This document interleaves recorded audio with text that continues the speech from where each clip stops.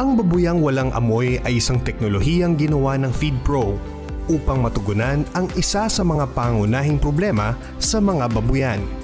Ito ay ang masangsang na amoy na nakakapirwisyo sa mga kapitbahay. Ito rin ay sinasabing mayroong masamang epekto sa kalikasan at maging sa kalusugan. Kaya naman, maraming mga magbababoy ang gumagamit ng nasabing teknolohiya. Na-discover ko yan, yung mga seminar sa organic farming. No? Nakita ko ang kapakinabangan. Marami siyang nagagawa. Sa mga tanim, nagpapalusog siya ng tanim. No? Sa mga alagang hayop,